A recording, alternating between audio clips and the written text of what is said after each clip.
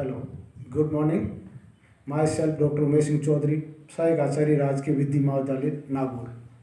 आज अपन भारतीय संविधान अधिनियम के महत्वपूर्ण टॉपिक प्रतिफल कंसिडरेशन पर डिस्कस करेंगे।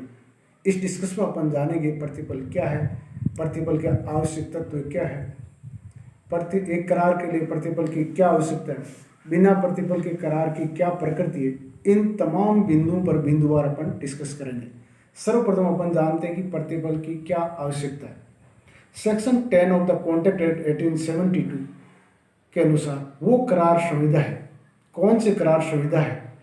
वो करार संविदा है जो संविदा करने के लिए सक्षम पक्षकारों की स्वतंत्र सहमति से विधिपूर्ण प्रतिफल एवं विधिपूर्ण उद्देश्य के लिए किए गए हों और जो अभियुक्त विकसित रूप से शून्य घोषित नहीं किए गए।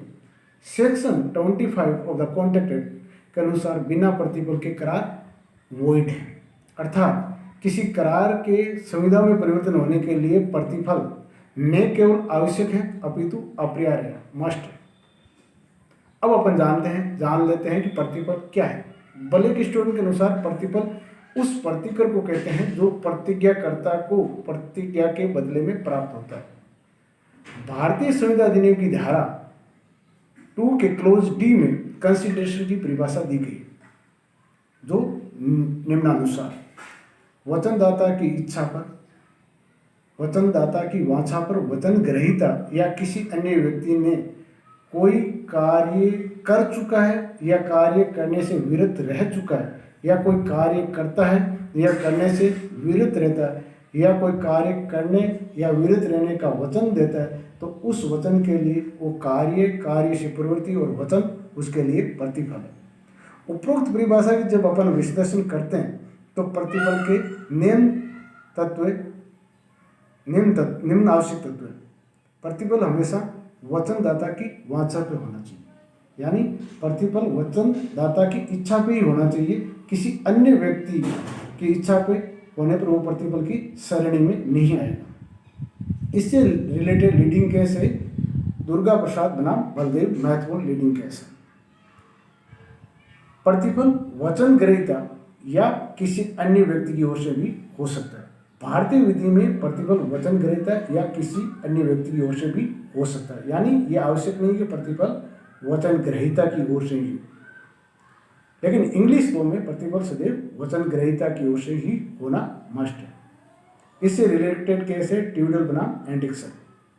प्रतिफल भूतकाल, वर्तमान एवं भविष्य तीनों काल में हो सकता है, यानी वचनदाता की वाचा पर वचन ग्रहीता कोई कार्य कर चुका है या कोई कार्य करने से विरत रह चुका है या करता है या करने से विरत रहता है या करने और विरत रहने का वचन देता है, यानी तीनों काल में हो सकता है। प्रतिफल कोई कार्य करने या करने से विरत रहने दोनों रूप में हो सकता है। अब बात आती है कि प्रतिफल पर्याप्त होना आवश्यक है या नहीं।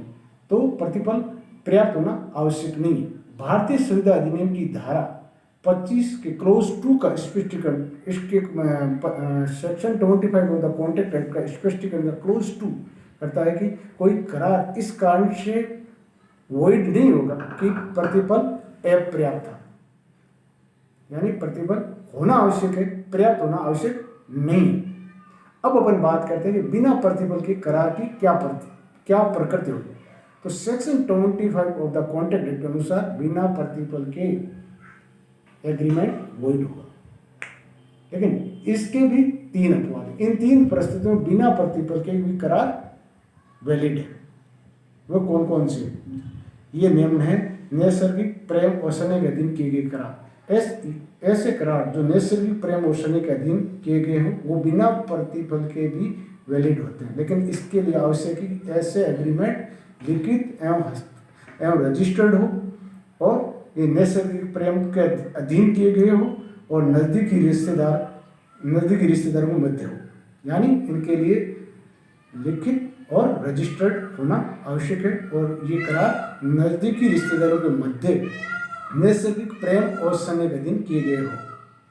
और दूसरा अपवाद है भूतकाल में दी गई स्वैच्छिक सेवाओं के लिए क्षतिपूर्ति का वचन।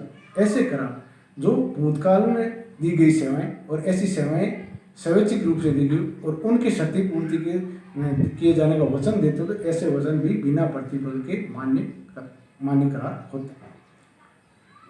तीसरे, काल बाधित ऋण के भुगतान के वचन। अगर काल बाधित ऋण के भुगतान के आंशिक या पूर्ण भुगतान के वचन देखे तो ऐसे वचन भी बिना प्रतिफल के मान्य होते हैं, लेकिन इसके लिए आवश्यक शर्त है कि ऐसे करार लिखित एवं हस्ताक्षरित होने आवश्यक है। अब प्रतियोगिता परीक्षा में सामान्यतः यह पूछा जाता है कि प्रतिफल की परिभाषा कहाँ पे दी गई। प्रतिफल की परिभाषा भारतीय संविधा अधिनियम की धारा 2D के सेक्शन 2 के क्लोज डी में दी गई है। प्रतिफल वर्तमान, भूतकाल, भविष्य तीनों काल में हो सकता है। प्रतिफल हमेशा सदैव किसकी वांछा को होना चाहिए? वचनदाता की वांछा भी होना चाहिए। तीसरा, कई दफा ये क्वेश्चन भी पूछा जाता है कि भारतीय विधि में प्रतिफल वचन ग्रहीता या किसी अन्य व्यक्ति की ओर से भी हो सकता है। थैंक्स।